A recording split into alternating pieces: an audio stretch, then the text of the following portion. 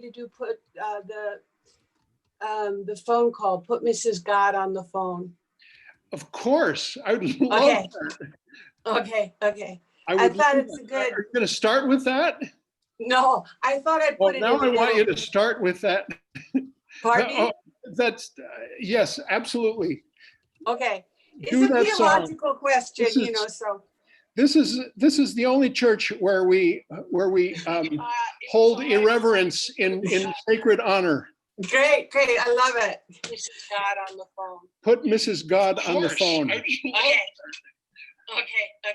I Okay. thought it's good. You're going to start with that? Yes. Now No, I have to. I thought I'd put it in. Start with that. I have to mute. Uh-oh. Mute YouTube. That's the sign that we are on YouTube Live. Oh, wow. So We have to be. So we're good.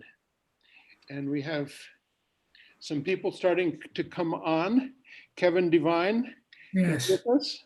here I am. Hi, Kevin. Good Hello, morning. hi, Dean. And we have someone whose name is SBURS, whose name we do not know. No, I share a computer with my son. Oh, This is Merle. hi, Merle. Siren Hi. Mudliar, Helen Keller. Let me rename you if that's okay with you. Okay, Merle Silver. Okay, you were about to be renamed. Listened. Welcome, Merle. Thank you. Renaming, yes. We also have Bill Lewis with a beautiful horse backdrop. Hello, Bill. Hello, it is a pleasure to be here. These are my brother's horses, this being Merlin, and behind him, that's Sunny. Wow. Beautiful. Beautiful backdrop. Where are you joining us from, Bill? I am in Cambridge. The horses are in Idaho. Okay. Magic. That's very magical. Kind Very magical. of a moment here. We also have David Rothhauser, who I'm going to try to unmute. Oh, he hasn't unmuted himself. We have David Goodman. Hey, David, are you there? David Goodman, yeah, there he is. David Goodman, who is our connection to the world of radio and broadcasting, who has been the recordist for a lot of our very best programming in recent memory. David Goodman, he is, David, are you there? Not yet, but he will possibly unmute himself. Yeah, that's right. And we have 10:59, and in about a minute, we will, what's the word? Come to order. No, that sounds like Get to order. courtroom. Yeah, We will commence. it's parliamentary procedure. Yeah, Yes, bring it to order. this is not parliamentary procedure. This is the Church of Unchurch, which is not Church of Unchurch, all parliamentary. right, yeah. Yeah, so it's 11 a.m. And we, as people join, we have so far 15 participants. Welcome to Community Church, everybody. I am so glad to be joining you in this Sunday in the physical location of Community Church. You can see our banner in the background. It says a Peace and Justice Congregation since 1920. And we are 100 years old. This is our 100th anniversary, and some of our events celebrating that have been postponed, but not to worry, we are going to celebrate every single one of them in due course of time. We welcome special guests this morning, and I want to start by introducing one of my favorite musicians, songwriters of all time. Jennifer, my wife, and I have loved Teresa's music since we first heard it at her first appearance at a festival on Swans Island, Maine that we attend every year. Not this year, it's canceled for this year. But since then, I have had the pleasure of doing some traveling and touring with Teresa on the West Coast. And we have hosted her at some of our concert events here in Boston, including at Community Church. In our sound check, I got reminded of some of these amazing songs we're going to hear. And I invite you all to welcome with warm virtual hugs, Teresa Tudury, to open our Sunday event. Thanks, Teresa, for joining us from Mesilla, New Mexico, which is right next to Las Cruces. Right next to Las Cruces. Thank you, Dean, so much for asking me. And hi, good morning, everybody. This song is called Miss America. And I wrote it I wrote it years ago when George Bush was president, W, and I didn't think things could get any worse.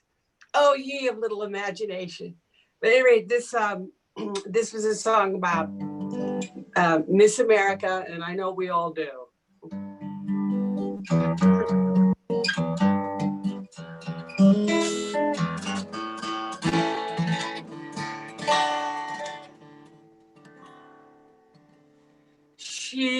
She's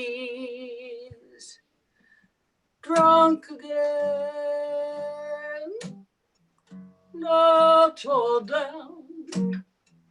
Her lipstick is smeared. She's lost her crown.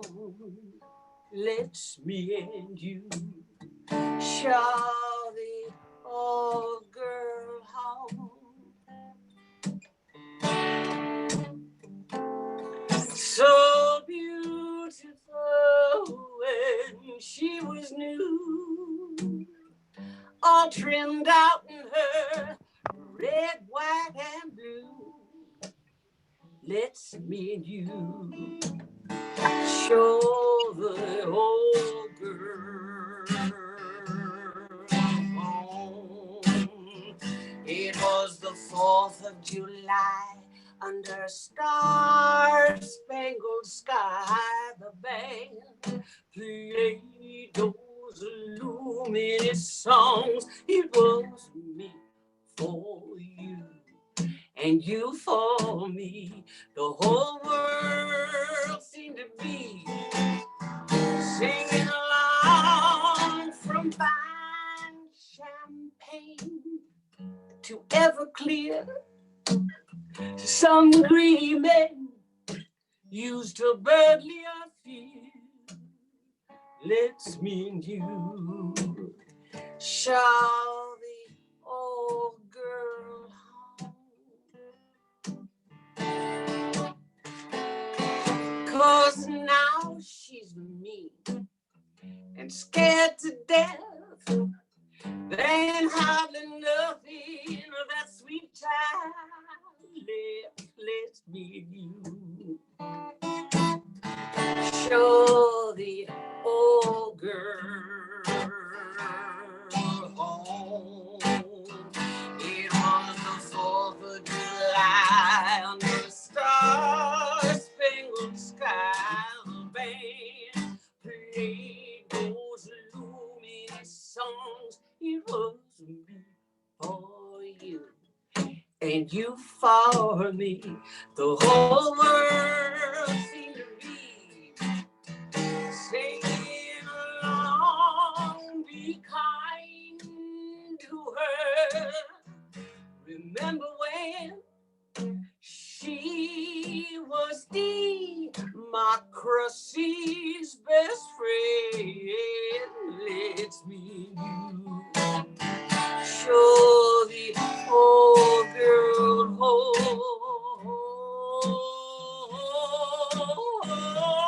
Let's me and you show the old girl home. Let me and you show the old girl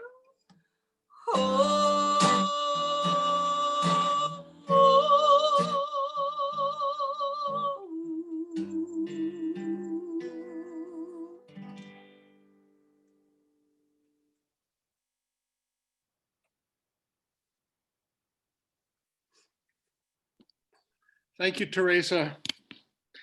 Let's show the old girl home, and there's a 12-step program for her somewhere. I hope. Yeah. We're lighting a candle here. Candle of hope, a candle. Whoa! I blew her out. I had so much hope. I need to light her up again. Hope and unity, and faith in what's to come. And this morning, I especially light a candle for the passing of a wonderful songwriter named Michael Smith. If you heard his name, look at my Facebook page in the next few days. I'm going to sing a series of songs that I sing of his. They were the very first songs I learned when I was in college. One called The Dutchman, one called Spoon River. There's an amazing song that's called Dead Egyptian Blues. It's called Mr. Tut. And another one that's just Come Away, Amitra, and another one called Sister Clarissa, a tribute to his Catholic school 5th grade teacher. Michael Smith, Presente, say I. He was a Chicago songwriter, good buddy of Steve Goodman, if you know these names. So with that, we begin our presentation at Community Church. Usually we don't do summer events, but find out it's pretty easy to get on Zoom and get people together. And so we're just glad every one of you has joined us here. We have this piece here that is, I don't know if you can see it, but it's at the top, it says, "What do we have in common?" And it says down here, "We have spoken for social justice and civil rights at Community Church of Boston." And this is, I like to call this the Zoom session from heaven. It's got Angela Davis, Martin Luther King, Noam Chomsky, Rosa Parks, Howard Zinn, and W.E.B. Du Bois, who all spoke here. Some of them just once, others on numerous occasions. So let's dream about having them in our historical mind as we celebrate our 100th anniversary of Community Church of Boston. I want to just start here with a little sharing of something that's been on my mind. Community Church, the building, is going through a lot of challenges right now. I will not go any further, but the first one is that we depend on restaurant income, and the restaurant was closed for 3.5 months. It's gladly reopened again, but just other things going on that have me sometimes worried to death, and some of the other building committee members as well. But every time those worries consume you, I get reminded of a certain Carolina wren that is serenading us at our house every single morning and every single evening. And I want to play just one of his many songs. Can you hear that?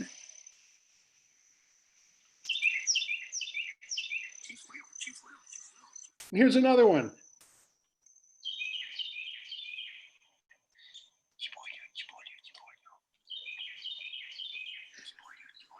That's me mimicking Carolina wren. And there's, I've been recording little snippets all for 2 months now, and it's just something so spectacular that that I wanted to share that with you. And if I can find it, a little piece from our summer church guy, and we go to Maine. We spend these two weeks in Maine, And we have a 5-minute church from our friend, Reverend Rob McCall. If I can find it again, if I can find it. I'm not finding it, so I'm going to skip that. And I have a plan B. I was going to play a recording, but here's the plan B, and it's about readings that we do. This is a book that has 365 readings from Eduardo Galeano, the great Uruguayan nonfiction journalist and author who wrote that book that's called The Open Veins of Latin America. And he wrote this book that has a reading for every day of the year. And I want to read this one, but first I read it to begin with, and it's about seeds. And so I wanted to share with you my first seeds of this year that I harvested. These are called calico beans. And I grow a bunch of different kinds of beans just for beauty's sake. And these are the most gorgeous ones. And I just got the first ones, and there they are. And now I will read Eduardo Galeano's entry for August 16th, which is called Suicide Seeds. For about 360 million years, plants have been producing fertile seeds that generate new plants and new seeds. And never have they ever charged anyone for the favor. But in 1998, a patent gave its blessing to the company Delta and Pine to and sell sterile seeds, which meant new seeds had to be purchased for every planting. In the middle of August of the year 2006, Monsanto, blessed be thy name, bought out Delta and Pine and also its patent. Thus, Monsanto consolidated its universal power. Sterile seeds known as suicide seeds or terminator seeds form part of a very lucrative line that also obliges farmers to buy herbicides, pesticides, and other poisons from the genetically modified pharmacy. At Easter in the year 2010, a few months after the earthquake, Haiti received a grand gift from Monsanto, 60,000 bags of seed produced by the chemical industry. Farmers gathered to receive the offering, and they burned every sack in an immense bonfire. Eduardo Galeano, Children of the Days. I happen to have, and I won't get into it, but a whole pile of books like that that are day-by-day books. You know, each one, there's several that have aerial photos of different parts of planet Earth. There's another one that's called a universe in 365 days, and it's photos of the universe, astronomers' photos. I have another one that's architecture, a year in architecture. These are big fat books. I hope to share them in upcoming days with you on a Sunday. But I'd rather share with you our beloved Teresa Tudury. After I make a couple of announcements. The first one is about this Saturday. We have an event, and watch your email if you are on our email list. If you're not, be in touch with us through our website or through our email address, which is called comchurch@gmail.com, and we'll put you on the email list. We have an event this Saturday at 7 p.m., which commemorates the anniversary in 1927 of the killing, the execution of Sacco and Vanzetti. If some of you don't know, they are sort of our patron saints. We have a very famous bas-relief sculpture of them on our wall. And the church was founded in 1920, just at the time that they were arrested and thrown in jail and started the process of being tried and executed in 1927. Several of the church founders, including Mrs. Gertrude Winslow, and others were very instrumental in the defense of Sacco and Vanzetti, became friendly with them and visited them in jail. Mrs. Winslow gave Vanzetti English lessons and went to visit his family in Italy. It's an amazing story. We'll be joined by Bob Datilio, who is joining us today, by the way. Hi, Bob. And David Rothhauser, who is a longtime member of Community Church and made a film, a theatrical reenactment of the Sacco and Vanzetti saga, wow. 1927 to 1927, 1920 to 1927. So join us this Saturday. And if you can't get on the Zoom link, you can watch it on YouTube live at our official channel, which is called Community Church of Boston Official.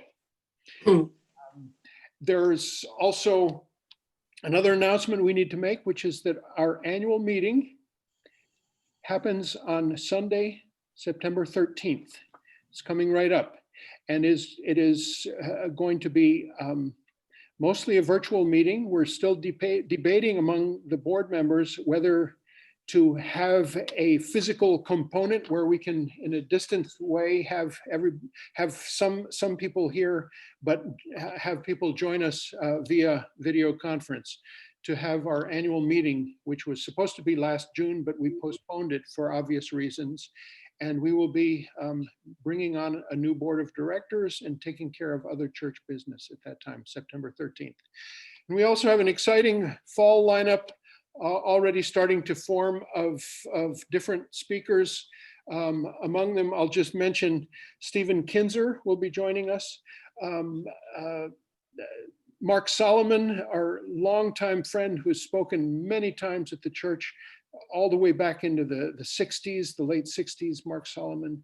And we just lined up this morning a program with several attorneys from prison legal services to tell us about different things going on in the struggle to reform the prison system. Uphill battle, but we have some noble warriors in this organization, Prison Legal.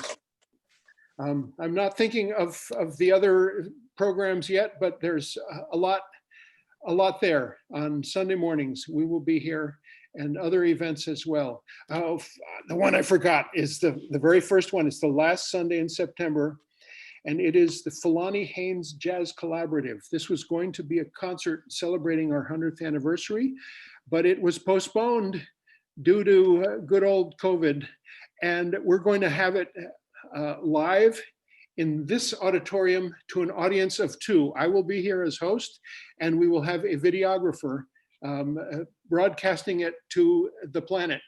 So join us. Fulani Haynes is an amazing jazz singer and a registered nurse. Yay to the nurses of this planet for being our sheroes and heroes. Yeah.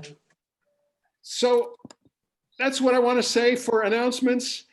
And later we'll ask for other announcements that there might be out there. But let's welcome back for a couple of songs, Teresa Tudury from Las Cruces, New Mexico. Thank you. Well, thank you, Dean. God, it's such a pleasure to be singing at this church virtually. It's such a venerable, historically beautiful basin of love and community. It's just fantastic. It's been going on for years. I feel so happy. I wish I could be there. I wish we could all be together, but this song is called The Phone Call. And it was written after a little bit of not a crisis of faith particularly, but a questioning. And so it's a woman and she's calling God on the phone, basically. She's making a phone call. And she's a little bit upset with the whole concept of God. Not so much the concept of God, but the Old Testament, miter and smoter and vengeance is mine guy, the dad is drunk again God that we've seen in the Old Testament. So anyway, she's talking to that guy, not the Zen druid, born again pagan deity that maybe some of us subscribe to. I don't know. Uh-oh, wait a minute. Ooh, sorry. I thought I did that. Well, it says it's all right. I don't know. You're right. La da da da da, la da da da, la da da da, la da dee. Mom, the contract. All the Bible says for certain that you are in fact a man, and I'd say you've got great taste for a guy. You've made mountains and rivers and the luscious scent of roses, and I just love what you've done with the sky. However, it appears you've too much time on your hands, for you're creating many things that we don't need, like pestilence and warfare and a lot of bad diseases and a whole bunch of people we can't feed. I've been trying to call you almost daily. Do not make me come to your home. I am serious, believe me. If you want to relieve me, then put Mrs. God on the phone. Put Mrs. God on the phone. We all know men in our lives without the benefit of wives who've pulled some crazy crap completely on their own. But a fellow of your stature could never be a bachelor, so come on. Put Mrs. God on the phone. I've examined all the scriptures with their tenets and their strictures, and I wonder who died and made you boss. For with your twisted sense of management, it's hard to contain the damage when you nail your best employees to a cross. She must be right up to her eyeballs, trying to maintain some order at home, and there are no friends with which to hobnob when you're married to a whack job. So come on, this is God on the phone. I'm tired of all this sacrifice. These bloody battles just aren't nice. A woman would create a friendlier tone.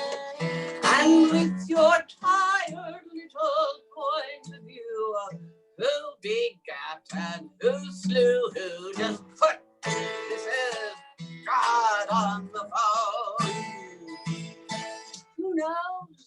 She might have some really good ideas. Aren't you tired of wasting the universe alone? I'm washed up as a believer, so just pass the receiver and put Mrs. God on the phone. Put Mrs. God on the phone.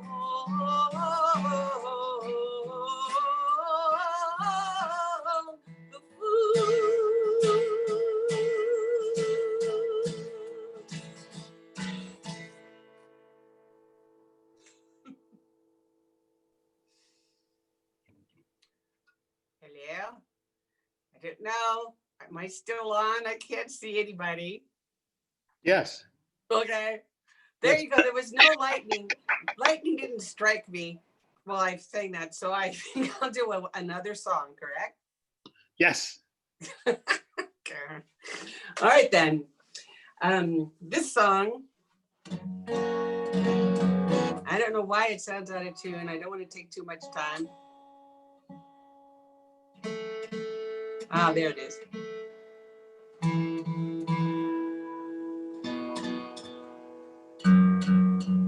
Okay. This song I wrote for my grandnieces. I have two little grandnieces, Shannon and Sophia, and I love them dearly. They're little tykes. One of the things I worry about them growing up is that there's no sense of awe. We seem to have lost our sense of awe around nature. I don't know if that's the case for me, certainly not, and for probably you. But I thought it would be good to write him a little song about that. So it's called Why.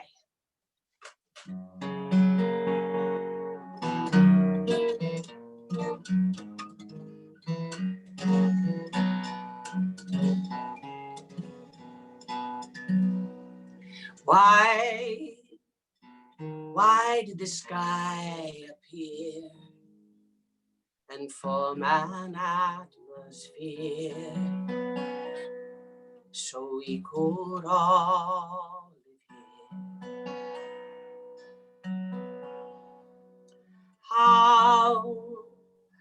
How did the rains come down and make the rivers flow so everything could grow?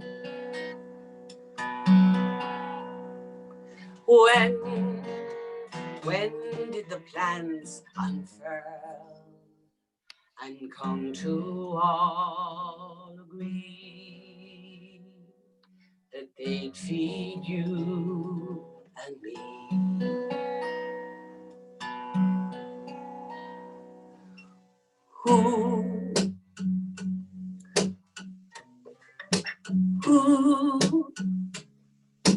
Who do I go to with my song of love and praise?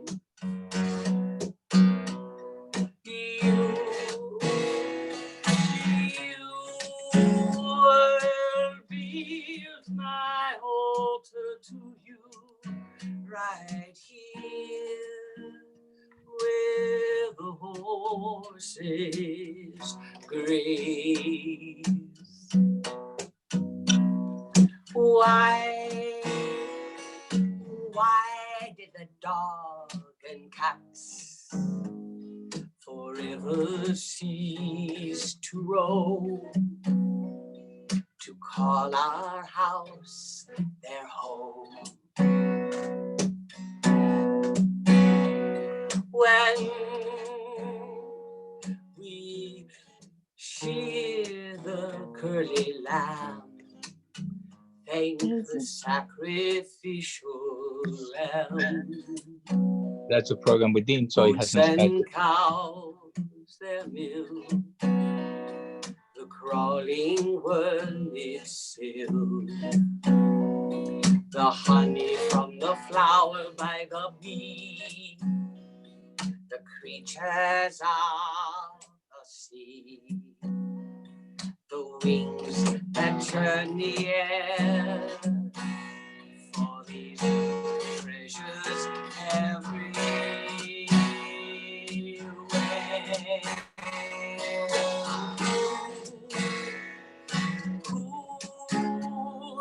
Who do I go to with my song of love and praise?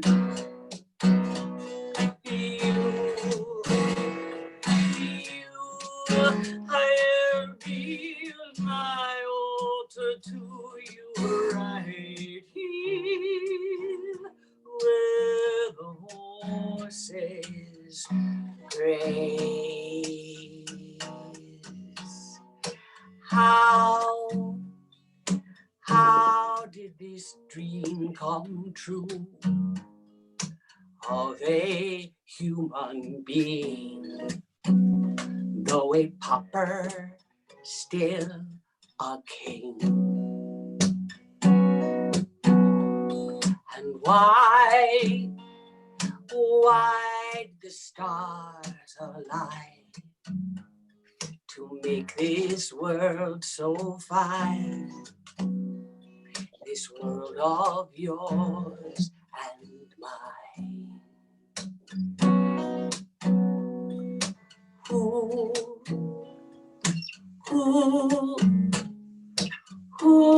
do I go to with my song of love and praise?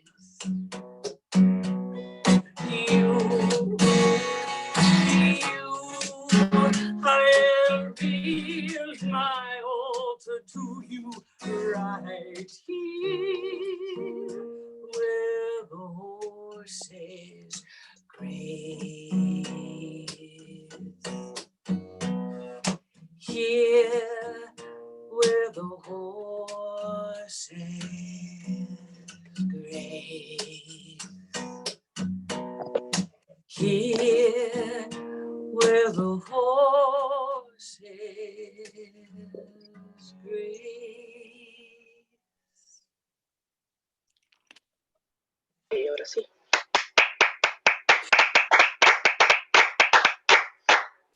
Teresa Tudury, folks, it's just such a treat to have you from across the fields of grain right straight here to Boston and out to the planet. I'll tell you folks that Teresa recently moved to New Mexico, used to live in Northern California, where she had a radio show. And she immediately upon getting settled in New Mexico, got another radio show. And you can tune in to her show. It's on KTAL. That's a station in Las Cruces, New Mexico. And it's easy to remember. Think in Spanish, you say, ¿Qué tal? ¿Qué tal? How are you? ¿Qué tal? KTAL. And it's broadcast on Wednesday mornings at what time, Pacific? Pacific, it would be 10 to noon. So, and Mountain time, it's 11 to 1. yes, you're in Mountain. Yes. And then I guess 1 to 3 in your time. 1 to 3 here, and that's on Wednesday morning. It's a rebroadcast. Thursday night. Thursday nights. From 9 to 11 Mountain time. 8 to 10 Pacific. Remember the So, and you too can have a radio show. I play your CD, something from your CDs almost every show. And I just saw Bob Lucas. I play him too every show. Just my friends, I think. It's sweet to have Bob Lucas from Ohio and Jeff Kaufman from Connecticut. Oh God! Oh my God! It's great to be gathered here. I'm gonna cry. One more song from Teresa after our presentation. I want to just express my incredible joy with the presence of Encuentro Cinco in our building. Encuentro Cinco, if you don't know, was a space for radical organizing and a workspace for different organizations that existed in a couple of different venues before this for a decade or more. I don't remember the exact number of years, but recently they have given up their space near the Boston Common on Hamilton Place, and they are now part of Community Church of Boston. And I cannot say what a pleasure it is to welcome them.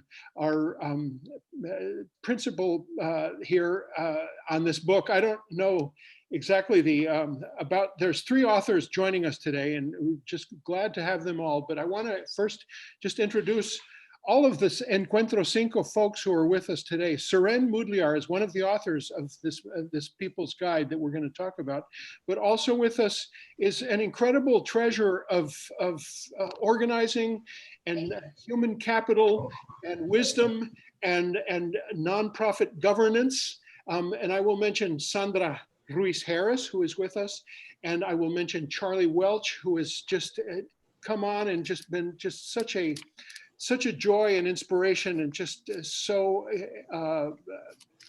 giving of his time and his incredible skills as an engineer and all kinds of things. Just handy guy and inspiration. We also have with us another member of the board of E5, who is named Jose Aleman. Jose used to be the consul, the Salvadoran consulate in the city of Boston. He's now a Spanish professor in central Massachusetts. We welcome Jose Aleman as part of the board of E5, and a new treasure that we have of folks from E5 to join us. And that's basically what I want to say, just express incredible happiness at their arrival. And maybe when times are normal, we need to do a more formal kind of welcoming ceremony and service and christening. No, that's a real religious one, but you know what I mean. We'll do it right. But this is our first real encounter with the folks from E5, who have a little tiny office upstairs, but we've gotten a whole bunch of great furniture from them, and we have these wonderful people. That's the most the most treasured thing that we have from Encuentro Cinco, E5. And with that, I want to introduce Siren Mudliar, who will introduce the rest of the authors, Joe Nevins and Eleni Makrakis. There you are, Siren. Thank you, Dean. You know, we've done many presentations in Boston, but this is the first one, for me at least, before a hometown crowd.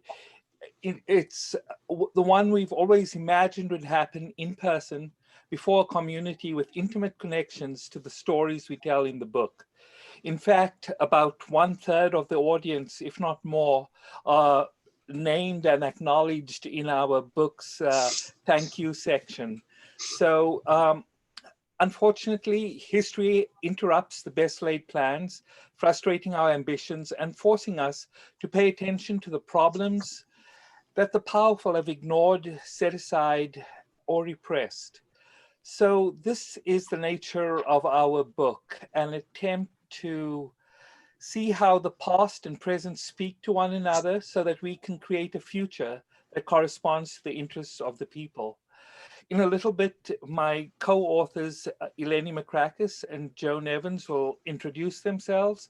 I will say just a little bit about myself with respect to the book, and then more formally introduce the book itself. My interest in the topics that we write about in the book comes from the kind of political practice and organizing work that I've done in the Boston area for a long time. It's also come from the kinds of relationships I have with, you know, a good number of people on this phone call. And so that is why I at least joined the project that Joe initiated to get the People's Guide to Boston written, researched and written. So how are we to begin a book, a presentation about a book, a conversation about our Boston book? Where should we start?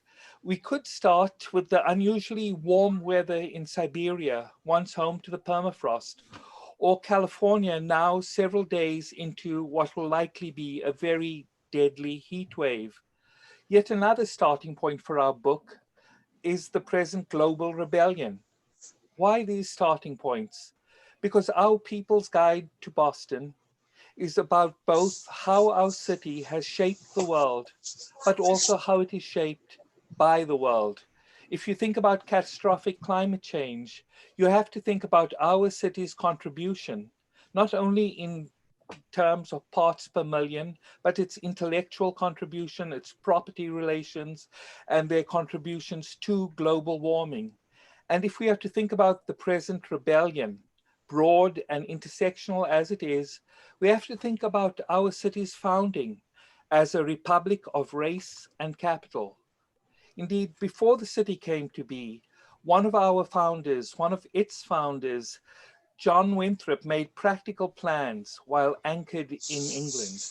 This is before the journey to Boston, before ever setting foot on Turtle Island. He sought to integrate the future colony into an emerging world economy, one that would also invent a global racial and class structure. But our city is also home to David Walker, who challenged those structures from his home in Boston. He accepted the prospect of violence to challenge a violent system. He also turned for inspiration to the then recent history of the Haitian Revolution as part of a long revolution against slavery. As a result, in Boston, we can claim some of the roots of a future Pan-Africanism and human rights doctrine. And if we are appalled by our city's role in war making, say Raytheon and the maiming of children across the Middle East, Boston can also claim to be the birthplace of peace movements, from Anne Hutchinson's activism in the 1630s through to mass peace action today, challenging the aforementioned corporation. From these few observations, you'll have a sense of just how wide-ranging our book attempts to be. It will therefore be helpful for Eleni to say a few words about how this ambition is structured across 312 pages. Eleni? Thanks, Siren. So our book is organized spatially, as guidebooks tend to do. We hope that this allows an experience of the city through walking, biking, or taking public transportation. The book starts with 14 groupings of Boston neighborhoods. We group them geographically, starting with the Boston Harbor and the Shawmut Peninsula, then move on to other neighborhoods such as Roxbury and Mission Hill, Charlestown, Dorchester, Mattapan, and Hyde Park, and Allston, Brighton, and then takes us to adjacent towns and cities such as Cambridge, Somerville, and Chelsea, further west to places such as Concord and Waltham, north to cities such as Lynn, Newburyport, and Lawrence, and lastly, south to the South Shore.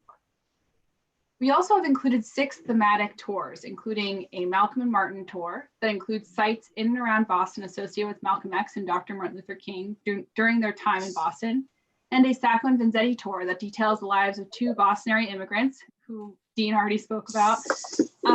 And the tour takes the reader, the Sacco and Vanzetti tour takes the reader south of Boston to Plymouth and Brockton, where they worked and organized, and to sites around the city of Boston associated with their arrest, execution, and funeral.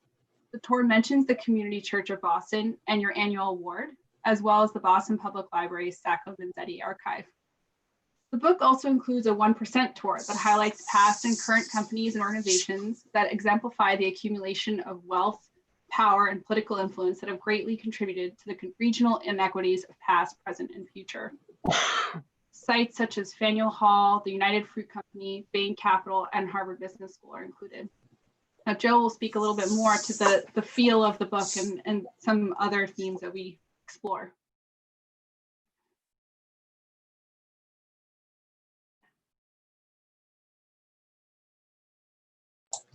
Okay, can you hear me now? Okay, very good. As the title of the book suggests, it's literally a guidebook. It's one organized around particular sites. At the same time, it's a lot more than a guidebook in that we seek to tell a story, one about Greater Boston's historical geography. So in addition to focusing on particular sites, City of Boston neighborhoods and various municipalities that Eleni just mentioned, the book tells a story about the making of Greater Boston as a region. What we mean by this, by region, is that it's an area that shares a lot, that's characterized by strong ties within and lots of divisions as well. We explore how these ties and divisions, and how they were made, challenged, and struggled over as a way of trying to make sense of what Greater Boston was and is, while laying the foundation for it to become something or someplace better. This speaks to our approach, one that is explicitly from below or from the political, economic, social, ideological, in addition to geographic margins. It's a perspective of the people. A people's perspective privileges the desires, hopes, and struggles of those on the receiving ends of unjust forms of power, and those who work to challenge such inequities and to realize an egalitarian greater Boston and larger world. In this regard, the book is about the past, present, and the future. When I say the future, what I mean is that we hope that all of us can take inspiration and instruction from those who have preceded us and those who struggle today to create a greater Boston, and again, the larger world that it reflects and helps to produce, that is radically inclusive and democratic, and that centers equality and social and environmental justice. Now, to tell this story that we do over 400 years, we had to make choices, hard choices about what to include and what not to include. What we'll do this morning is focus on 3 historical moments and important sites during those times to give you a sense of what we do in the book. Those moments or time spans are the 1840s, 1919, and the 1970s. And we'll start with the 1940s with Siren.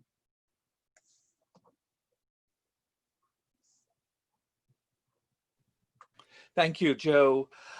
So I'm going to talk about the 1840s and a few places in the greater Boston area. By way of background, in order to provide people with familiar reference points, the 1840s represent the essentially two decades before the Civil War began. And in some ways, the meaning of the actions that I'm going to describe sort of come to be known better by their outcomes in the Civil War itself. So another sort of reference point for the period of the 1840s that I'm going to talk about is that this happens right after the first Industrial Revolution, which created an industrial working class in the United States, and it created a larger working class as well. In other words, those outside of industry itself. So when we think about this period, we can think about the so-called mill girls or Irish construction workers, African-American service workers, and of course, the enslaved part of the working class in the South. There were also middle classes soon to become parts of the working class or elevated elsewhere. And these classes were coming together in a rapidly changing world in which their expectations of a good life was being altered and recalibrated by a rising working class movement and also by opposition to slavery. So the first site I'd like to take us to is 26 Court Street. Right. So the slide that you're looking at right now is consists of 2 pieces. One is the present building at 26 Court Street, and also an aerial or bird's eye view of the same place. Right in the middle of the bird's eye view is the building at Courthouse Square. In the next slide, we'll see the actual building that I'm talking about. As you'll notice from an architectural point of view, there are hints of the old building in the present building, which was built after 1909. So this is back then it was known as Courthouse Square, and Courthouse Square was the site of many dramatic actions. The one that I'd like to talk about today and that we feature in our book concerns one George Latimer. George Latimer arrived in Boston having escaped his owner in Virginia. And he arrived by boat, and immediately upon his arrival, a slave catcher took him into custody and placed him in the Leverett Circle jail, awaiting his transportation back to enslavement and to the South. This was the 1840s, a good 10 years or so after William Lloyd Garrison, together with a large national network, launched the Liberator and began what we know today, or what was known back then as the modern abolition movement. And so this couldn't have been a better place for George Latimer to end up in some respects. There's a highly mobilized African-American community in the city. There was also a highly mobilized broad abolition movement of which the African-American community was part of. So immediately the people intervened in Latimer's case. One, without any kind of legal proceeding, Latimer was due to be transported back to the South. However, a court case intervened to demand that he be produced in court, and also that the legality of his transportation back to the South be challenged. Lest you think the abolitionist movement of that time was confined to, legal appeals and that kind of thing, I'll describe the broader circumstances of that moment. So Latimer, as the word of Latimer's detention spread, crowds of people living close to Leverett Circle and to Courthouse Square began to gather outside the courthouse to demand not only that he be freed immediately, but that there not be a trial. However, a kind of compromise emerged. He was put on trial rather than being deported without any kind of due process. And one of the outcomes of this trial then was the creation of a journal called the Latimer and North Star. The Latimer and North Star as a journal, the Latimer Journal, was the voice of the abolition movement as it organized to protect George Latimer. Unfortunately, eventually the court ruled that in terms of the fugitive slave law, Latimer could be deported to the South, could be sent back to enslavement. However, the gathering of the crowds created conditions in which an abolitionist offered to pay for George Latimer's freedom, and subsequently he was freed. And given the time, we can talk about him being freed at a relatively low price. His captor, his enslaver, had decided that it was simply too much money to get involved in all of this, and was prepared to sell Latimer his freedom. The broader social mobilization, though, is something interesting. The people who gathered on the stairs of Courthouse Square, several hundred of them, were largely African-American, and they favored direct action to free Latimer as opposed to going along with a legal process. In the end, though, we see that the diversity of tactics prevailed to free Latimer. A bigger conversation, though, was held. People in the South began to see the North as a place that opposed their practice of slavery, their form of civilization. People in the North began to also question their own connections to the entire slave system. And this was interesting because industrialization in the North was dependent on the practice of slavery in the South. And yet this court case and the public mobilization around it led to a broader questioning of the relationship between North and South, of the connection between the colonies.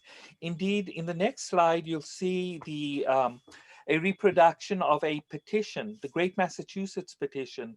And here, this was in the 1840s, was a petition for the South and the North to separate, or at least for Massachusetts to secede from the Union, and not in order to secede from slavery. Obviously, the petition itself went nowhere, but it contributed to the polarization that led to the eventual Civil War, and with it the emancipation of people who were enslaved. So a logical question would be then, what was the relationship of people in the industries that depended on slavery? In fact, Lowell was the center of the Industrial Revolution and was dependent on on cotton coming up from the South. I'll just skip over a few sites in the interest of time to turn to the Voice of Industry, which was a newspaper of the working class in Lowell. And one of the interesting things is this was produced by workers themselves. Mill girls and others were involved in the production, the writing, and circulation of this newspaper. We actually, in our book, tell the story of the voice of industry and of the people who work there. One of the stories we tell is of the mill girls who hosted the Amistad rebels. So we'll move to the next slide. And the story of Amistad is well known, given the movie of the same name. What was interesting from our perspective, though, was a group of workers whose employment depended on the conversion of the cotton from the south into textiles, and yet they were able to see a common find a common humanity with the enslaved people in supporting the Amistad workers. They hosted them. They made a donation to their legal defense, which was the equivalent of 25 workers' weekly wages.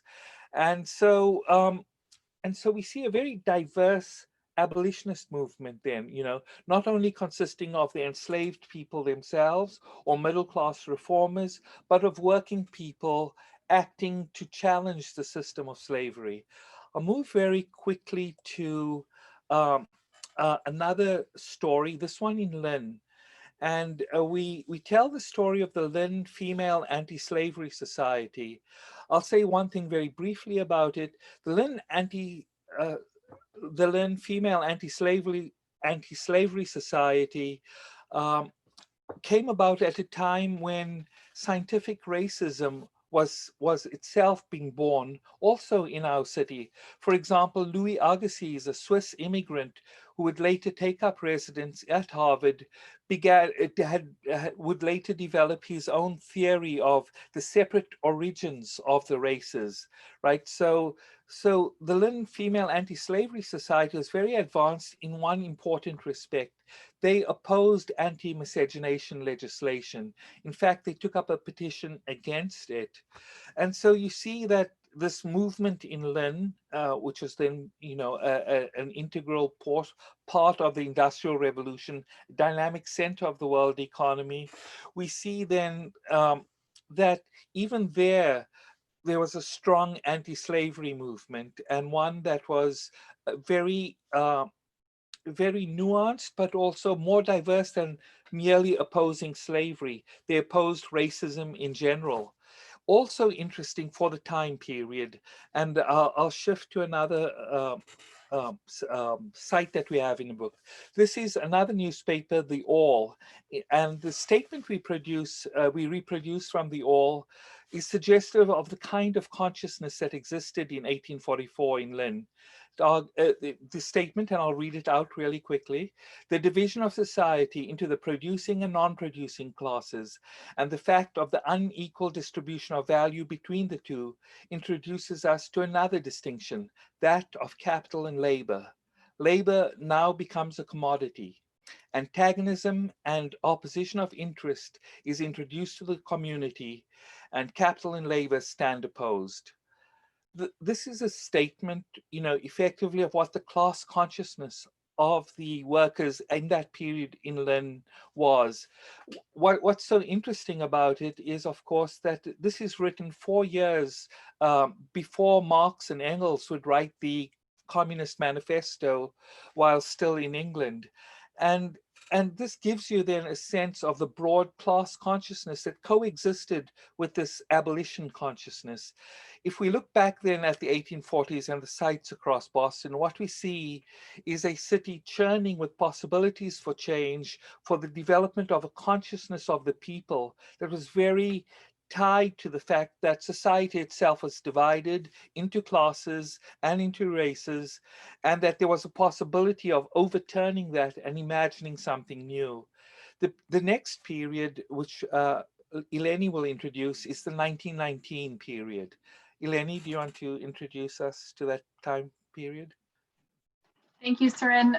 Yes, as Siren said, I will be speaking about the year 1919, a year where many movements around labor and unionizing occurred. Many kind of pulling the same threads that Siren spoke about in the 1840s.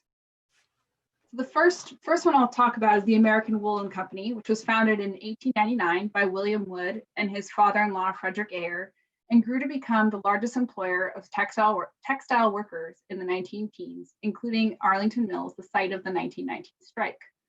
While the mills themselves were in the city of Lawrence, about 45 minutes north of Boston, the headquarters of the American Woolen Company were located in the old Shawmut Bank building, where One Federal Place stands today, one of the many high-rise buildings around Post Office Square.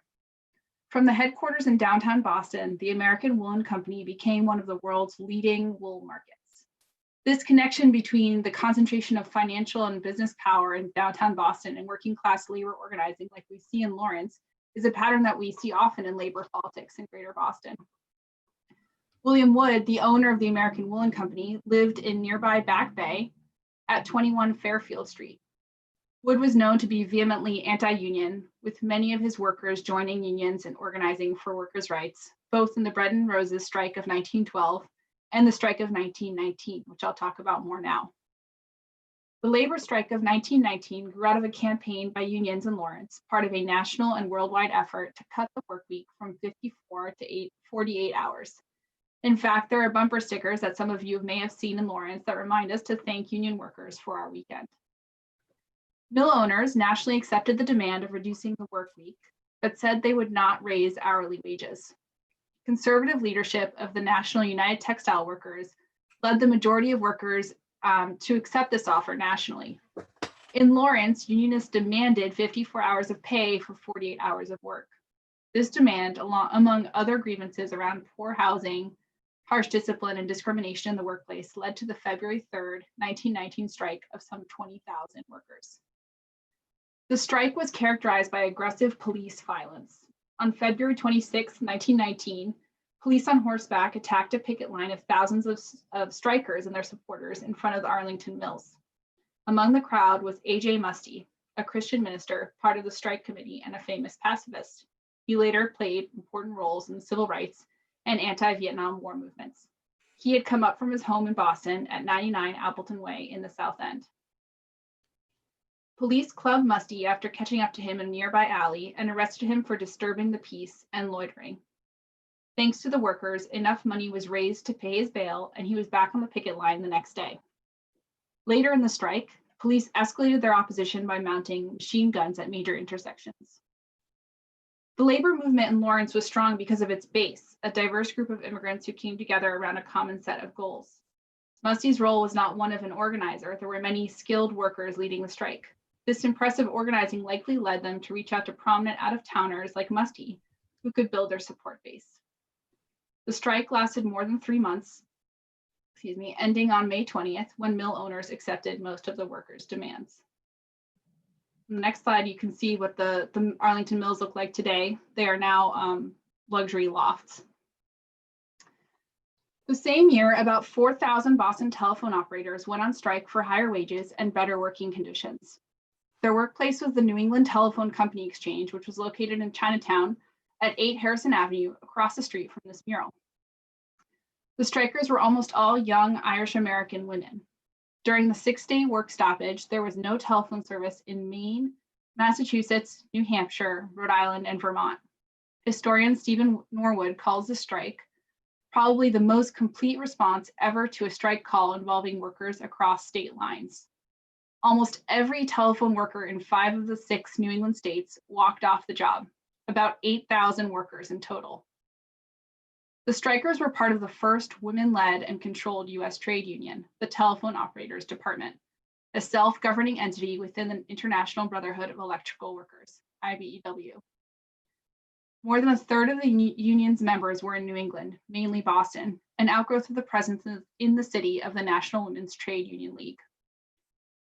Strikers experienced strong support across the city, from Boston's largely Irish working class and even to the Boston police, who later went on strike, and the city's political leadership. In Chinatown, the site of one of Boston's principal telephone exchanges, neighborhood merchants set up tables behind the building to serve food to the striking workers. Meanwhile, Chinese residents helped to picket the building. Such factors help explain why the telephone operators won the strike and gained substantial pay increases despite opposition to the labor stoppage from the IBEW's male leadership and the use of strike breakers, many of whom were students from Harvard, MIT, and Tufts. Not far from 8 Harrison Avenue, the Common Cupboard, a restaurant owned by the mother of Rose Sullivan, vice president of the telephone operators department, was a meeting place advertised in a Boston newspaper as a meeting place for radicals, a place where talk is carried on briskly on all sorts of subjects. Theorists of all sorts are free to air their pet ideas.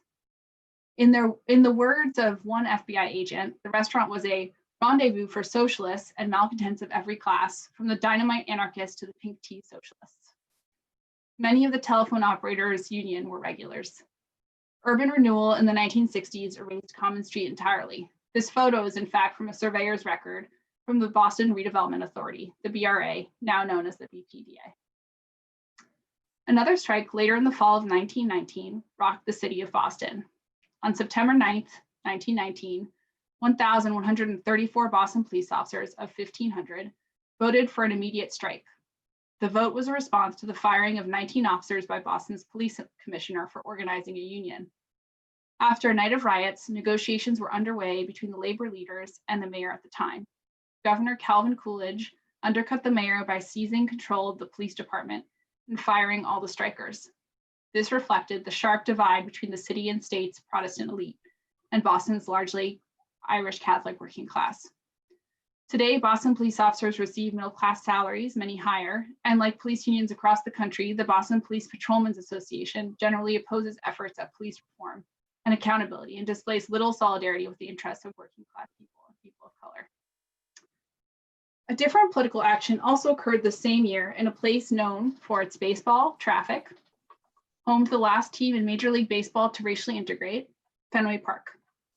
This will probably come as a surprise to most of you, but perhaps the largest crowd in Fenway Park's history was not watching a miraculous comeback or devastating defeat, but a crowd assembled to protest racism, the type inextricably linked to colonialism. On June 30th, 1919, at least 50,000 people, with many more outside the stadium's gates, gathered at Fenway to demand an end to British rule of Ireland. To give a bit of context, this crowd was 3 times larger than the number who had seen the Red Sox and Babe Ruth win the World Series the previous year. Eamon de Valera, president of the Irish Republic, had come to the US to raise money for nationalist forces and to win diplomatic recognition from the United States government. After this historic crowd at Fenway, he traveled to Lawrence, which became the first US city to officially recognize the Republic of Ireland. These are just some of the strikes that we talk about in the books and working class solidarity that occurred in 1919. Now Joe will take us through some of the events and people in the 1970s. Thank you, Lenny. As most of us in the audience, I assume, know, if you ask people around the country what was going on in Boston in the 1970s, the conflicts around what was popularly known as busing, or better said, the efforts to desegregate the city's public schools, is what most people would probably mention. And we certainly deal with that in the book and have a number of related sites. But there was a lot more going on. And as we've seen, these goings on often saw people working across difference, such as race, gender, and neighborhood. In May, June 1968, the Boston branch of the Black Panther Party was established. Many of its founders were Boston-born students at Northeastern University. While the Panthers originally focused on fighting police brutality, its activities were much broader, growing out of a politics that was revolutionary, socialist, and third worldist in orientation. The Boston chapter worked, for instance, in coalition with Students for Democratic Society and local efforts to boycott grapes, obviously in solidarity with the United Farm Workers, and was heavily involved in area efforts to end the US war in Vietnam. The Panthers implemented a number of programs, including ones which provided a free breakfast to children, free clothing to those in need, and transportation to friends and families, family members of incarcerated men and women in Massachusetts prisons. The chapter also ran a community library. Its most important activity, however, was the Franklin Lynch People's Free Health Center on Tremont and Ruggles in Roxbury. It opened on May 31st, 1970. It reflected the Panthers' insistence on completely free government-provided healthcare in terms of prevention and treatment, and for what they called all Black and oppressed people. A trailer, which we see in this photo, served as the clinic's home. These young men are pointing to bullet holes that were fired into it one night. They suspected by the Boston police, but no one knows for sure. The clinic was sited on vacant land of the Panthers in the Black United Front, which was led by recently passed away Chuck Turner, had occupied to block the planned construction of a highway, today the site of the Orange Line in the Southwest Corridor Park. Medical professionals, Black and white, volunteered their labor at the clinic, as did many lay medical individuals. The clinic, which eventually offered 24-hour service, provided checkups, immunizations, gynecological services, pregnancy and blood tests, and also a free sickle cell anemia program. It was a program that sent volunteers to neighborhoods throughout the city of Boston. Today, somewhat ironically, the headquarters of the Boston Police Department sit on the site of the clinic. Let me mention two related sites. The Black Panther Clinic speaks to how Boston was a pioneer in a lot of ways in the realm of public health care. One manifestation was Columbia Point Health Center. This was located in the Columbia Point housing project in Dorchester, right next to South Boston. This opened on December 10th, 1965, International Human Rights Day, and served residents of the project. It was the first community health center in the United States. The center gained national attention as an example of a successful model of affordable healthcare services to historically underserved populations, regardless of their healthcare coverage status. With help from the federal government, hard to believe in these days, the model quickly spread, and by 1971, there were 18 such community health centers in the city of Boston, many with strong community involvement and services tailored to local needs. A second related site was in the basement of a building in the Blomley Heath housing project, right, today known as the Mildred Haley Apartments in Jamaica Plain. Right, there, the Panthers were in a free clothing program, one that opened in January 1970. Across the street from there was an organization, the headquarters of an organization known as Science for the People. Right, a lot of you are familiar with that. It also housed something that was called the Helen Keller Collective. This was at 9 Walden Street in Jamaica Plain. Science for the People was an organization that emerged around 1970 in the Boston area. It was made up of activist-oriented graduate students from Harvard and MIT and Boston area scientists and others concerned with the use of science for the narrow ends of war, militarism, and capitalist profit. In pursuit of its politics, the organization began disruptions of scientific meetings and started a magazine, also called Science for the People. The actions and the magazine resulted in media exposure and rapid growth. Soon there were active chapters in dozens of US cities and towns, typically one with large university communities, and eventually in other countries as well. The Boston area was the epicenter of Science for the People's activities. In 1971, 2 members purchased a house here on Walden Street across from the housing project to serve as the base for what was known as the Helen Keller Collective. And it was a home to a small group of like-minded radical activists. It was out of this house on the first floor that Science for the People ran its activities and published the magazine. The collective lasted until 1975, at which point the members of the collective gave the house to a family from Bromley Heath. Now, that it was called the Helen Keller Collective speaks to the fact that Boston was where Helen Keller went to school for a number of years in the 1890s at the Perkins School for the Blind, the longtime site of which was located where the South Boston District Courthouse on East Broadway now sits. I should mention that the Perkins School is named after Thomas Perkins, part of James and Thomas H. Perkins and Company, which was an old Boston Brahmin family, right, that made its fortune off of, among other activities, slave trading in Haiti and the illegal smuggling of opium into China. Of course, there were other leading Boston families, such as the Delanos and the Forbes families, that made monies off of smuggling opium as well. The Perkins Company ran its operations out of Central Wharf, right, where the New England Aquarium now sits. And through their wealth, they helped to fund and found a variety of Boston institutions, including the Boston Athenaeum, the oldest private library in the United States, which sits diagonally across from the State House today, and Mass General Hospital. Now, going back to the South Boston District Courthouse, right, where the Perkins School for the Blind used to be, it was there on March 31st, 1965, that 4 members of the Boston chapter of the Committee for Nonviolent Action, which was a nationalist pacifist organization, gathered and proceeded to burn their draft cards. And we're seeing the action right here in this photo. As they did so, scores of young people from the area, largely from South Boston High School, attacked and assaulted the anti-war activists. Eventually, a grand jury in Boston's U.S. District Court indicted the 4 of them, charging them with breaking the federal prohibition against draft card burning. All were found guilty and imprisoned, with the case of one of them going all the way to the U.S. Supreme Court. Now, growing up in Boston, I learned a lot about Helen Keller, but only as someone who heroically overcame personal hardship. What I didn't learn was that she had an association with the city, was an outspoken radical activist. She was a member of the Socialist Party and the Industrial Workers of the World, or the Wobblies, who of course led that 1912 strike in Lawrence that Eleni referenced earlier. She championed women's suffrage, the rights of workers, socialism, and pacifism. In some ways, we might say she inspired what took place on the courthouse that day in South Boston. The war in Vietnam, of course, was central to left and progressive activism in the area through the 60s and 1970s. But again, there was a lot more going on, not least in East Boston, home to Logan Airport. Logan now makes up, get this, 2/3 of East Boston's land area.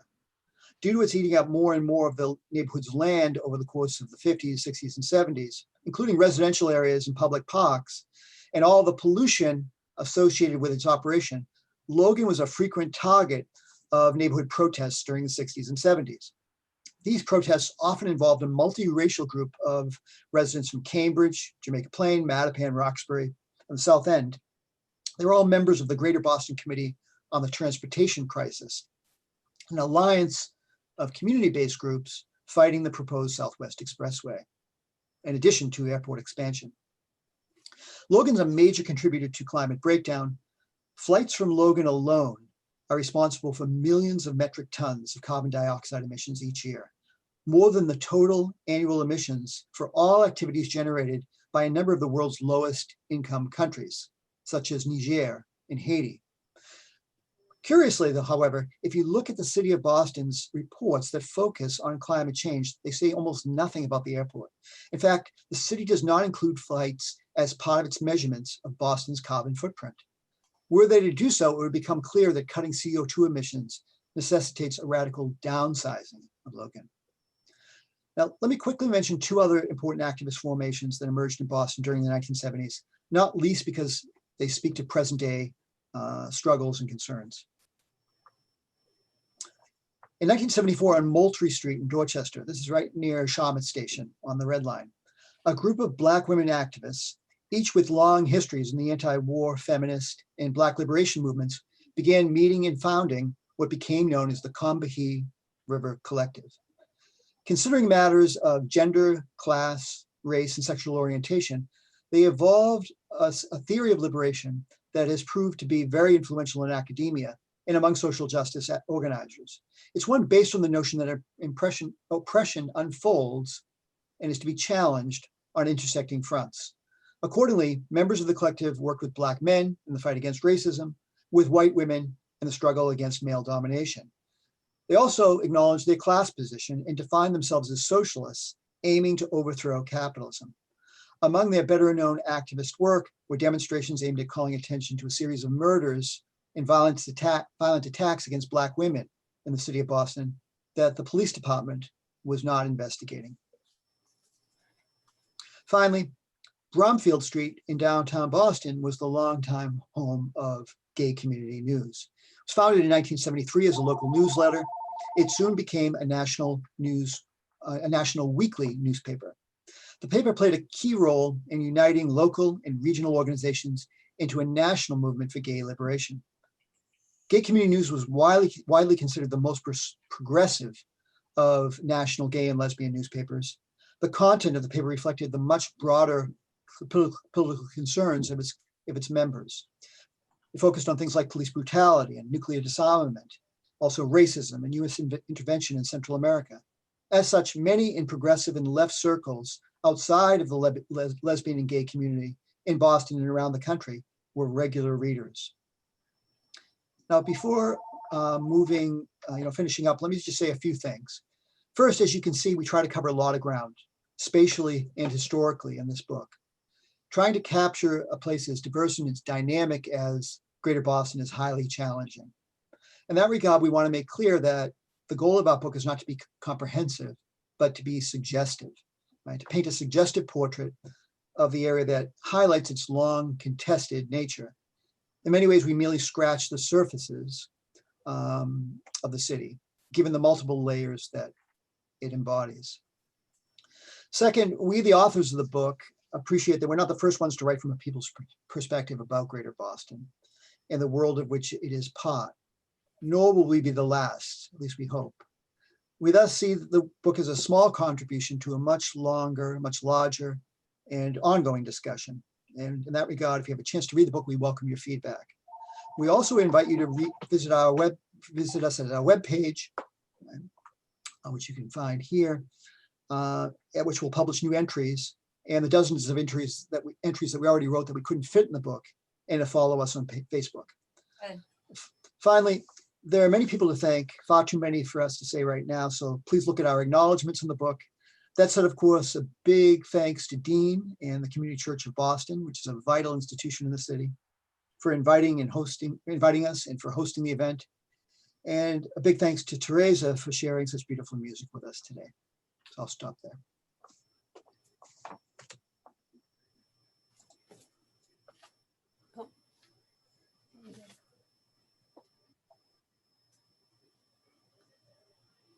Thank you. I am officially unmuted. All of you so much. This is a fascinating book. I can hardly wait to get my hands on it and get you all to sign it to add to our library at Community Church. It's just great to hear all of this. And there's so much more to ask about, going all the way back to the original riot, the Boston Tea Party, and all the way to the Black Lives Matter demonstrations that have happened here recently. I want to tell folks that a couple names really spoke to me in this talk. The first is A.J. Musty. I was looking in this little binder that we have that is a compilation of a binder I found in the archives. It's all of Community Church's history of speakers from 1920 to 1960. I have added to that 1960 to the present, and I found A.J. Musty twice. He spoke in 1930. His talk was "The Meaning of the Recent Strike Movement." And then he spoke again in 1940, April 1940, and his talk was called "The U.S. Prepares for World Domination."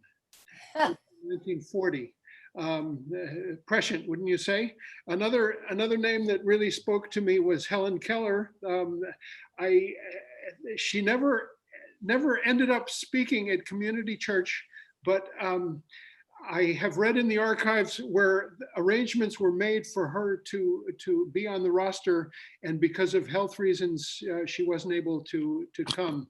Helen Keller, what a great voice, and what a forgotten history of besides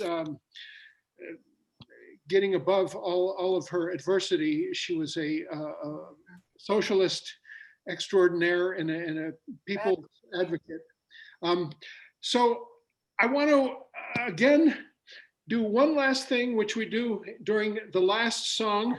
This is a basket. This basket now has a check that I just wrote that will go straight into the office, and anybody who would like, in the chat section is our address to write a piece of paper like this and send it to Community Church. There is also on our website, communitychurchofboston.org, a PayPal section where you can also contribute virtually to us. We are in our hour of need with our restaurant closed for 3.5 months, in which with enormous challenges upcoming. And I will stop there because besides saying that, I will tell you that we are cash poor and real estate wealthy, and more than that, human wealthy. We are such a rich diversity of people, and it's a special thing for us to be able to welcome Teresa, who I will unmute now for the last song, during which we do the offering in normal times. So be generous and write your check. And if not, that's okay too. We could just get to listen to Teresa's last song. Thank you for joining us, Teresa. Thank you. To the authors of this beautiful book, this, Guide to Greater Boston. And I hope during the question and answer period after Teresa's song, we can find out where to get a copy of that book. Yeah. Maybe they will have copies here at the church to sell. So Teresa, take it. Thank you. Siren and Eleni and Joe, thank you so much. That was incredible encapsulation of the larger story that you're bringing, and I think it's fantastic, and I'm going to order a book.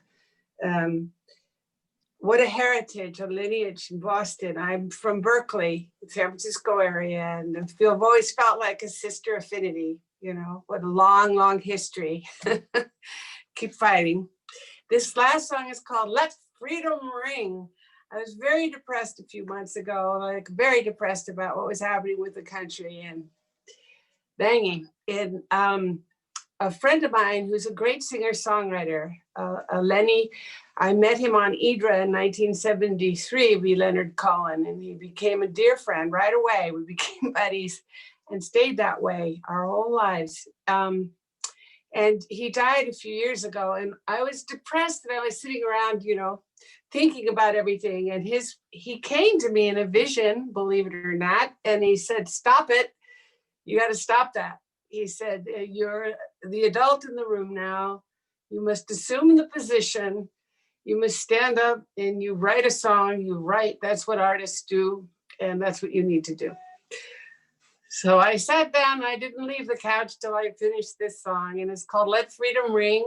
Very corny, but it speaks to the higher principles and ideals of our country, in which I know everyone here espouses and loves. And hopefully we'll see those prevail in our culture soon.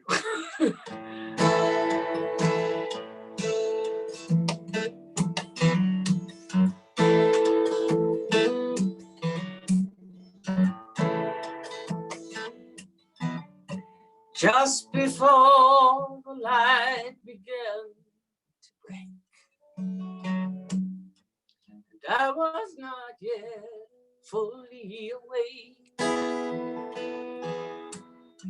I thought I heard a mighty choir sing, "Let freedom ring, let freedom ring." Listening to the first chirping of the birds, it seemed I too knew all the words. So I joined my little voice up to sing, "Let freedom ring, let freedom ring." We're a nation, all the immigrants of every shade and hue. And though we have not ever done our best, from now on, that's what we will do.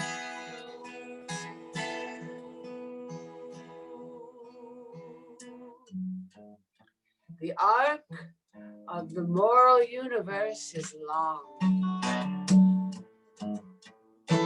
but it bends towards justice. These were the words of Dr. Martin Luther King. Let freedom ring. Let freedom ring. We the nation of immigrants, of every shade and hue.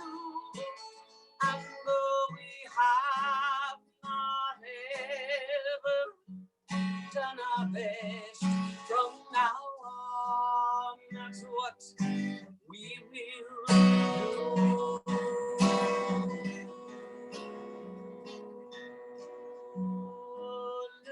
Lady in the harbor lifts her light, guide weary souls through the night.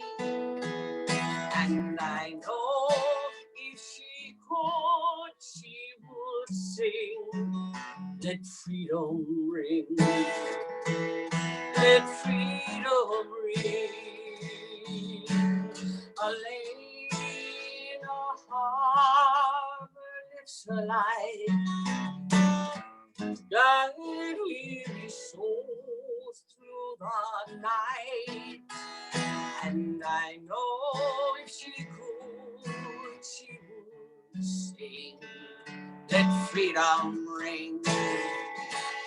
Let freedom ring. Let freedom ring. Let freedom ring.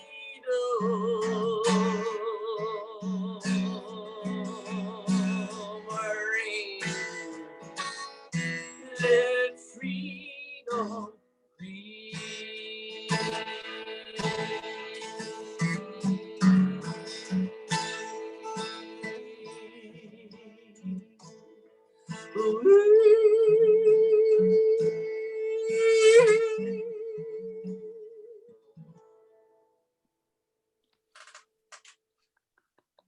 Thank you, everybody. Thank you so much. Thank you. Thank you, Dean. Thank you. Thank you so much for joining us Thank you. in our humble Zoom meeting here. It's great. It's a great meeting. We hope to hear from you in New Mexico again, and then hear from you here live very soon. Me too. I love Boston. I love you. I want to tell folks that the book, People's Guide to Greater Boston, is available at local bookstores. Patronize your local bookstores, folks. The Trident is on Newbury Street, the Harvard Bookstore, Brookline Booksmith, Porter Square Books. It's also available at bookshop.org. If you'd like the proceeds to go to your pick of local bookstores. That's how I want to start the question and answer. I would open the floor to anybody who would like to ask our distinguished guests any question or make any observation. You can either do it in written way through the chat section, or raise your hand. We will recognize. I see Sandra Harris's hand up. Let's unmute Sandra. Let's see. Maybe you're already unmuted. Yes. I think so. Okay. Thank you. Thank you, everybody, for such a wonderful presentation. And I just would love that the authors share a little bit of the wonderful images that you will find along the book. There are tons of beautiful pictures, and I know that was a saga to get some of them allowed to be put in the book. So I would like to ask if they can share that part of the creation. All right, I can start talking about that. As you said, some of them were very hard to get permission to use, but we were also very, grateful, and there were so many archives and people who were generous with their time to find these photos. We found, photos that we didn't think existed. There was one that Joe showed of the Black Panther health clinic, and that was from a newsletter that one of the archivists at Northeastern found. And we don't have the original photo, but we have the scan of the newsletter. So we had examples, like that all throughout the book. We have some from personal collections. We have photos from the Digital Commonwealth Archive, from various university archives. We took some of the photos. So it was definitely, an experience learning about all the different archives and what permissions there were. And, some we had to pay for, others were donated. But I don't know if there are any specific ones that you wanted to ask about.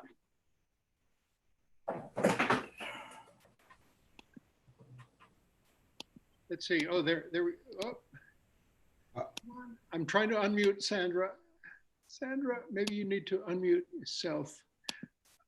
Okay, yeah, no, actually, I was just fascinated by all the pictures, but one of those that I really got caught by is the Howard scene speaking at the Northeastern University, no, actually at the Harvard. That picture looks great, and really, I wonder if there is you can tell us how you find that and what was the context of really creating that particular rally. Joe, did you find that photo? Yeah, I found it by accident. When we were working on the Alston-Brighton section, and that photo popped up. So Harvard Stadium's in Alston, and we don't know much about the demonstration, but obviously it's huge, right? I mean, there are many, many thousands of people there. It's an anti-Vietnam War demonstration. Howardson is the speaker. And, we use that photo as our sort of cover photo, if you will, for the Alston-Brighton section. Right? But unfortunately, Howardson, had passed away a few years ago, several years ago, I guess. 10 years ago. And thank you. And so we didn't have a chance to ask him about it, but, Howardson, I mean, the very title of the book, right? The spirit of Howardson, the politics of Howardson permeate the book in a lot of ways.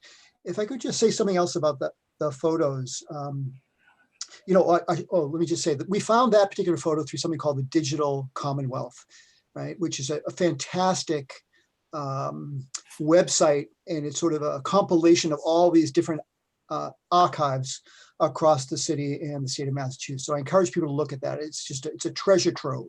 It has all the photos from the Boston, well, I shouldn't say all, many of the photos the Boston Public Library has, for example. But there were photos that we couldn't find, right, that we really wanted to find. And one, for example, we have in the section on the Fenway, a site for the Symphony Road Garden. And for those of us who are over 50 and grew up in the city of Boston, we might remember that Symphony Road was the epicenter, not only for Boston, but the United States of arson in the 1970s. Right? And in response to this, residents, and it was a very multiracial, multi-ethnic neighborhood, had a significant gay and lesbian population. They came together to investigate why were so many fires happening in the neighborhood. And they formed an organization called STOP, the Symphony Tenants Organizing Project. And through their investigations and worked with Mel King, who was a state representative at the time, they were able to uncover a conspiracy that involved real estate agents, Boston police officers, fire inspectors, landlords, and get some justice for the people who had been burnt out, and 5 people killed actually through these dozens of fires that took place over I don't know, a 5-year, 6-year period on in and around Symphony Road. Any case, STOP was central to these efforts. And we were never able to find any photos of STOP's activities. And we assume the Fenway News has photos of it. We could never get anyone to respond to our queries. Even David Scondras, who went on to become a city councilor, we were in contact with him, and he was very active as a founding member of STOP. He himself did not have any photos. I think he lives out in Worcester now, Elenia, something like that, somewhere around there. But if anyone knows anything, anyone knows anything about STOP, or knows of any archives, but there's so much, Boston's such a city of incredible wealth, right? And also, a lot of academics and researchers, and it speaks to just how much work needs to be done to uncover these histories and movements, right?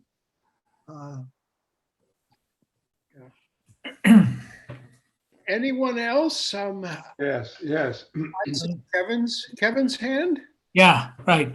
Yeah, no, it's just one thing that I hadn't been noticed at the State House. There's the memorial there to the 54th Brigade in the Civil War, where Robert Gould Shaw is leading his troops, his freed African troops, black troops, to fight the Civil War in South Carolina. My point is that something that I didn't know about when I grew up in Hyde Park, Mass, part of Boston, was that where I played Little League baseball. That's where they drilled on the field there. The Little League field, that was a drill team area there. So this is an incredible thing, and I highly recommend people. This is as an archive, as a physical archive, you can actually see how it's being depicted now there in Reedville, Mass. It's right there. I've taken some friends, African friends, black people from Haiti, to come and see it, to show them about how there was a struggle against slavery by people who are both black and white, who are struggling against slavery in the Civil War. And to see it is amazing. It really, it unveils the cover of America, the false image of freedom, that it involves a struggle. Thank you. Thank you, Kevin. Yep. Siren, do you want to say something about that? We can't hear you, Siren. You're muted. So the location, we actually do cover that site in the book, Camp Meigs, and there's a lot to talk about that particular site and the mobilization to create an African-American armed forces, as it were, something that at the beginning of the Civil War, Lincoln was deeply opposed to. So yeah, there's a lot that we could tell about that story and Boston's role in it. Thank you. I'd like to ask Siren and the others, can you hear me? Dave, go ahead. We can hear you. I'd like to ask whether you have approached or attempted to place the book, this wonderful, unique book, in the patriotic bookstore on the ground level of the old State House, right next to Courthouse Square, where all the tourists come in normal times. I think this would be a real breakthrough. Thanks, David. I think that's something we will have to look at. We hadn't thought about it, but we certainly will try to do so. I would hope that the whole series of People's History would be stocked and featured by that bookstore. Yeah. Sure. And just be clear, David, this bookstore is in the state. Did you say in the State House? And the old State. Oh, in the old State House. I know exactly what you're talking about. Yeah. Yes. The historic one. Yes. Okay. Is it in the old State House or across the street in the visitor's guide? No, it's in the old. It's in the basement of the building. The basement of the building is the Red Line Tea Stop. Well, I'm sorry, the first floor. Excuse me. Yeah, it's the ground floor. Yeah, the ground floor. Yeah, and when the COVID eases up, there should be more tourists there, and I think that up until now they've considered patriotism to end with the Boston Tea Party, but we've got to bring it up to date. Well, I will add to that, if you folks can hear me, that there's a whole series of sort of tourist gift shops where that come to mind. Old North Church has a gift shop that basically busloads of tourists come through. Trinity Church has a similar gift shop, and other locations. It's a great idea, Dave. I want to invite all three of you, especially Siren, since he has an office right here, to become acquainted with community churches' archives. They're considerable, they're disorganized, but we're trying to do the right thing to preserve, protect, and to make them available to scholars and to the public and to ourselves. They're presently occupy pretty much the entire 5th floor of our building. Hey, Terry, I'm on it. So, Good. honey, I'm committed. Susie. Uh-oh. We just added Susie to Susie Williams. You join about 21 people and Teresa. And we have Jerry Fialka as well. New folks, just Oh, yeah, there we are. it's kind of early out in California, but we're just finishing up. This is the question and answer. Unfortunately, Jerry and Susie, you missed Teresa's songs. We'll have to do this again and feature you folks as well. Susie is a brilliant chanteuse and author of wonderful songs herself. Great to see you, Susie. Welcome. But I was talking about these archives, and I want to invite Siren and Joe and Eleni to all come anytime you like, and I'll give you a tour. I'll tell everybody that there is about a half an hour video that I made myself with the phone that just goes through the archives, and it tells you just what's there. It's basically a first organization of the thing into different binders about all the years of community churches ministry or speakers, and it has all the minutes of the board. It has decades of recordings everywhere from reel to reels to cassettes to VHS to DVD, all the way to little SD cards now, and they haven't even been touched. There's lots of great stuff and really wonderful speakers over the course of 100 years, 60 years of recordings. So I just wanted to let you know about that and let folks know that we're in this, our 100th anniversary, really trying to do the right thing with the archives. We have several members who are very, very interested in working to preserve those archives. We're looking to get some grants and to maybe partner with a repository where they will be safer, but and also where they will be digitized for scholars and PhD candidates and ministry candidates to find out about this church and its amazing history. Are there any other questions for our three authors or questions for Teresa? I'm not seeing any more from anybody, or Charlie, do you see anything? I have a question There's myself. a question that says, does the book cover Fidel Castro speaking at Harvard Stadium? And Siren's answer in the chat section is the second edition will. And I'm sure there's been tons of other suggestions of that sort, if I'm not mistaken, Siren and Eleni and Joe. Yeah, that's true. We wrote up about 240 or so different places, and we had a much larger list of places to choose from.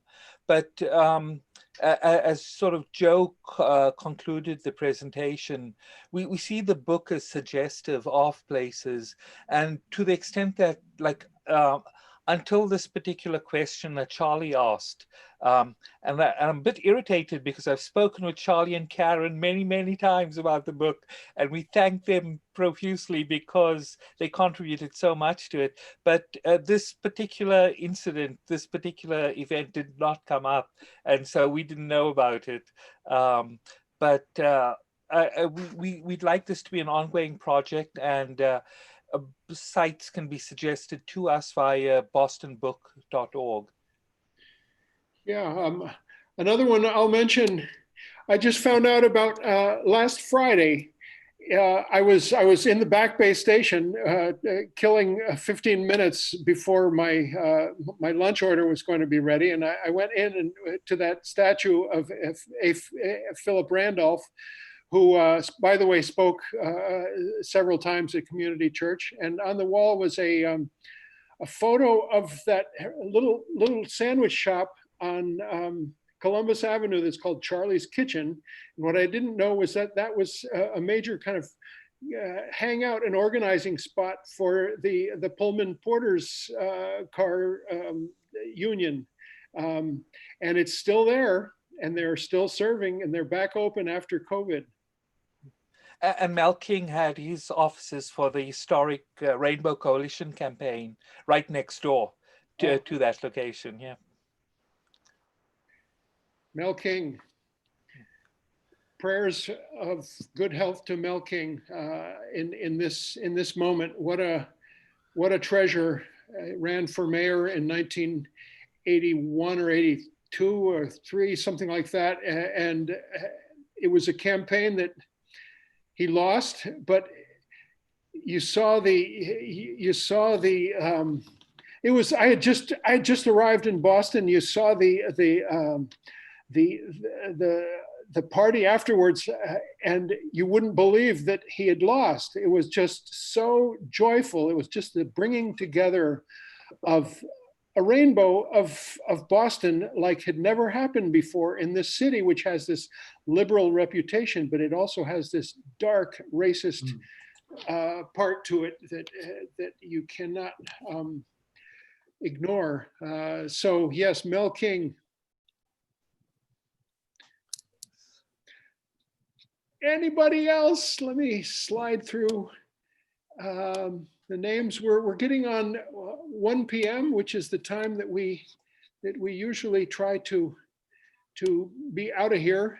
It's a 2-hour church, which is a long time, but it's just such a rich time together, and not only talk but music. And so if there's anybody else, I want to say that we have an event next Sunday. Bill Alberts was our minister for around 10 years during the 80s. Reverend Bill Alberts, at age 94 or 95, is a rabble rouser and a muckraker. He writes prolifically for the magazine Counterpunch, and he will be with us this next Sunday. That would be August 23rd. And we will be joined by 2 musicians whose name are escaping me now. They've played here many, many times, and they're good friends of Bill's. Before I finish this, his name is Jeff Brewer, and Joan Faber is her name. And they play old time songs from the 40s, and Bill loves having them, and they will join us. They've played many, many times at Community Church. So that's next week at 11 a.m. Eastern time. And let's just finish out by unmuting everybody. Charlie, can we do that? And having a round of applause for these 3 wonderful presenters, and for Teresa Tudury for joining us from New Mexico. Excelente, muchas gracias. Adelante. Gracias. Yay! Thank you so much. Hi, Susie. Thank you Susie. to all these people, many of them who I'm not familiar with who they are, but again, I mentioned that Saturday evening we're having a Zoom commemoration of the execution of Sacco and Vanzetti. David Rothhauser is on the line with us, as is Bob Datilio, and we'll have maybe some Italian mandolin music, and that's this next Saturday evening, August 22nd. If you would like more information, you can give us your email address at comchurch@gmail.org, or you can also watch it live on our YouTube channel, which is called Community Church of Boston Official. Thank you, Dean. Everybody, Thank you, Dean. you're welcome. It's a treat to host this event and more future events. And E5 welcome to our midst, and let's have a real a real event celebrating that confluence as soon as we can. Bye, everybody. Sí, hasta luego. Adelante. Soon be over. Meeting at the building, soon be over. All over this world, Lord. All over this world. Thank you, Eleni and Joe and Siren and Teresa, Tudury. Bye, everybody. Thank you, Dean. Thank you. Good.